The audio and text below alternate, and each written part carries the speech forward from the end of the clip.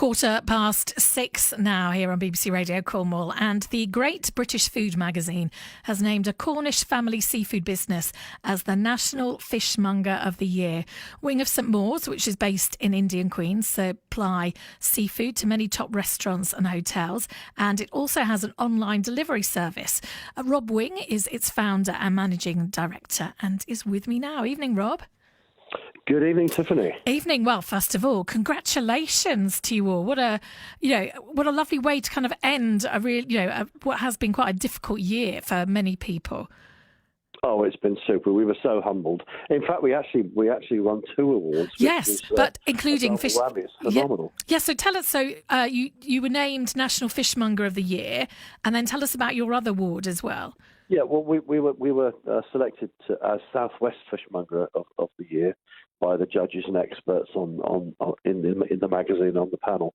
But the one that was so special and that really we felt so humbled by was the National Fishmonger of the Year, was voted by the readers of the magazine and fish lovers. So that's so special that those guys that love fish and have used us were able to vote for us. Brilliant, absolutely brilliant. It is lovely, yeah, because it just shows actually that what you're doing is what people want as well from a business. Yeah, I think it is, but I think the Cornish fishing industry is renowned for its quality, and there's such a diverse number of boats and styles of fishing around our coasts that we just have such great seafood, and the fishermen that we have they're just so good at their trade. They know what they're doing, and they bring in cracking seafood. So really, it makes our job very easy.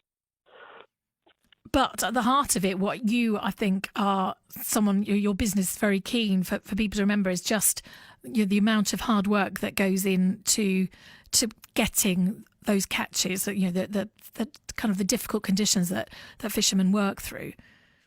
Yeah, very much so. I mean, I was down in Newham this morning, and the quays were empty, and all the fishermen were out working. Some of the bigger boats, they're off, and I was talking to a chap who owns a couple of netters, and they would be in on Friday or Monday. And there were some local boats that were coming in and going out. There's handline mackerel, but I don't think the British public really understand quite how dangerous fishing is, and it's the last bulk hunted wild food that we have. And it's a real privilege to have it in abundance around our coasts. And do you think that the fact that you can kind of sell to these kind of top restaurants and hotels and things like that, do you think that is that makes it worthwhile then for the fishermen who are going out in all weathers and all conditions to get those catches? I think the stronger the market there is for Cornish seafood, the better the prices are achieved for fishermen. And don't forget, London survives, and Europe, and indeed Dubai and other places like this, they survive on quality Cornish seafood. So yes, it's a really important part of the supply chain, and I think we felt that when it disappeared during COVID. Yes, and of course during that time, that is when your delivery service, kind of the Cornish Fishmonger delivery service, kind of came into its own, isn't it? Yeah, very much so. The hospitality trade kind of ceased overnight, and I spent quite a few sleepless nights wondering what on earth was going to happen. And then the phones for our home delivery just rang off the hook, and we were just inundated, as were many other businesses that operate this type of delivery process. So we were just absolutely inundated with people. And again, in a way, it was rather humbling because people were worried about supply chains. Some of the larger providers of foods within the country had fallen over because they hadn't got the infrastructure, and they were ringing up saying, "Please, can you help me?" And I was saying, "Well, we're booked up 2 weeks in advance. Doesn't matter.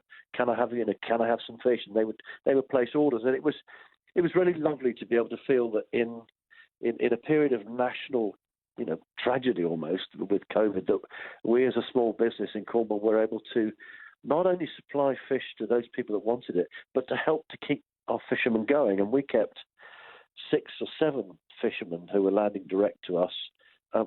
We kept them going. And it was a rare privilege to be able to do that.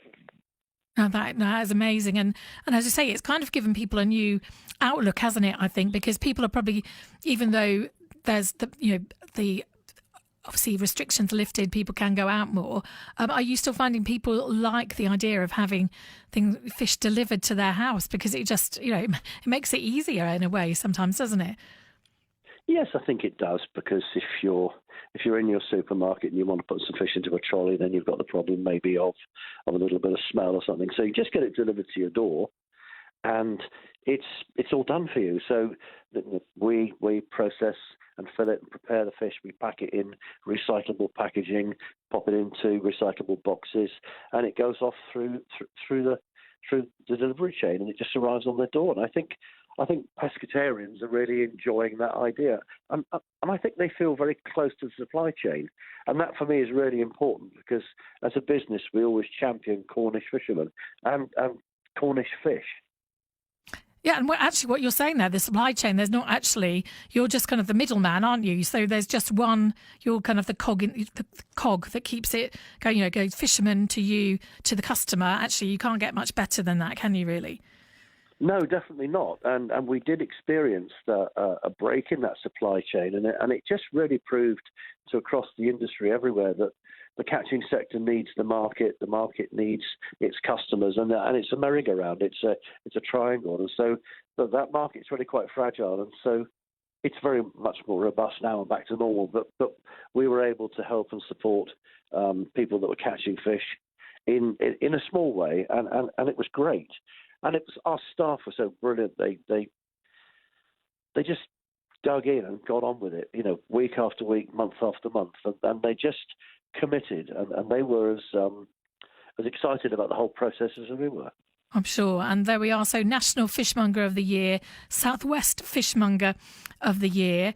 I imagine, your star, this award is for all of you, isn't it? It's just, I imagine everyone is delighted about it. Yeah, I mean, everybody is, and it's really just celebrates the whole Cornish fishing industry.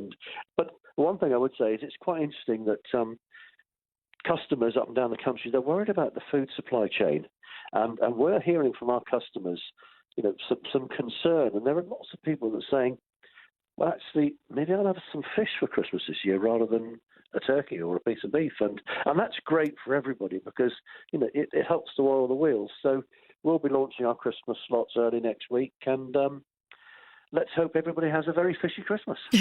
Do you know, it's almost like we're on the same wavelength, because just before you started that, I was thinking in my mind, I must say to Rob, maybe can we get you on at the beginning of December to talk about maybe kind of fish over Christmas? And there you just said it. How weird is that? We're on the same wavelength.